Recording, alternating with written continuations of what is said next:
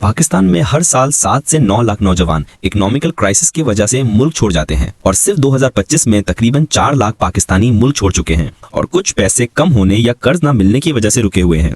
जैसे जैसे इन्फ्लेशन बढ़ती जा रही है, यूथ भी उतनी तेजी से पाकिस्तान छोड़ती जा रही है। लेकिन वहां भी असलियत कुछ और होती है।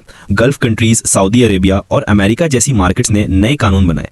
ट्रंप एडमिनिस्ट्रेशन ने पॉलिसीज टाइट की और सऊदी अरेबिया ने भी वर्क वीजाज और अर्निंग कंडीशंस ऐसे कर दिए कि पाकिस्तानी मजदूरों के लिए रोजी कमाना मुश्किल होता जा रहा है। वो जवान जो सपना लेकर जाता है कि पैसा कमाएगा और घर भेजेगा, असल में वहां भी मुसीबत का सामना करता है। वहां की जिंदगी तन्हाई, घर से दूरी और मेहनत के बावजूद छोटी सी सैलरी तक महदूद होती है। और पाकिस्तानी गवर्नमेंट बिजी है झूठे वादों पर, रोड्स बनाने में, पीएचडी को रिक्शा स्कीम्स प्रोवाइड करने में। गवर्नमेंट ऑफ पाकिस्तान के तकरीबन तमाम असासे सेल कर चुकी है और पाकिस्तान को बैंकरप्ट कर दिया है। सिर्फ ऑफिशियली अनाउंस करना बाकी है। पाकिस्तान में महंगाई का हाल ये है कि इन्फ्लेशन 23% से ऊपर है। यूबी मीडियोकर फैमिलीज जो पाकिस्तान के बैकबोन समझी जाती थी, आज पॉवर्टी लाइन से नीचे आ चुकी हैं और हर तीसरा घर कर्जे में डूबा हुआ है। रोजमर्रा की चीजें, आटा, चावल, दूध, गरीब क्या अब तो मिडिल क्लास भी अफोर्ड नहीं कर पाती। और सबसे बड़ा दुख ये है कि रोजगार के दरवाजे बंद हो गए हैं। जॉब मार्केट में मेरिट का कत्ल हो गया है। नौकरी मिलती है तो सिफारिश और रिश्वत से।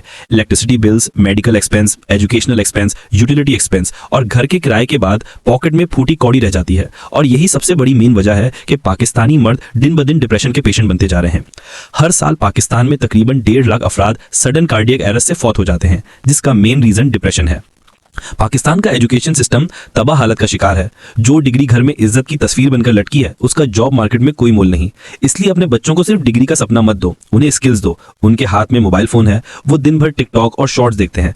उन्हीं प्लेटफॉर्म्स को अपना स्कूल बनाओ। उन्हें सिखाओ कि एआई टूल्स कैसे यूज होते हैं, कैसे कंटेंट क्रिएट होता है, कैसे डिजिटल दुनिया में अपना एक दुकान बनाई जाती है। लेकिन इस सब बातों का मतलब हरगिज भी ये नहीं कि तुम हाथ पर हाथ रख के बैठ जाओ और गरीबी का रोना रोते रहो।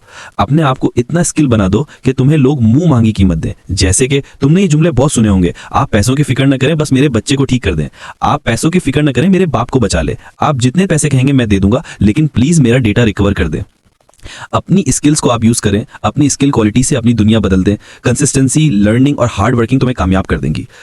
कोई काम छोटा बड़ा नहीं होता। आप आज मेहनत करें, कल के एंटरप्रेन्योर बने। Go with trend and your interest. अपने पैशन को प्रोफेशन बनाएं। ऑन जॉब ट्रेनिंग करें, स्किलफुल हो और छा जाएं। Dairy farms, goat farming, small restaurants, pick and drops, online cab services are earning profit in Pakistan.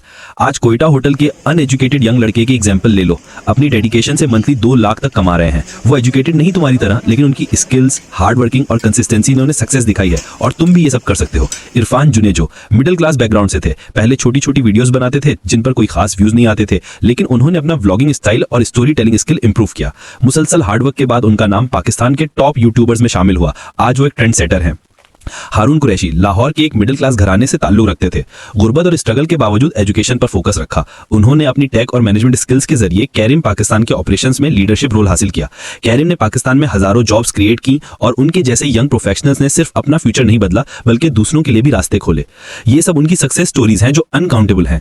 याद रखो, तुमने अपनी स्टोरी खुद लिखना है, अपने हालात खुद बदलने हैं। उठो, मेहनत करो और छा जाओ। अल्लाह तुम्हारा हामी और नासिर है।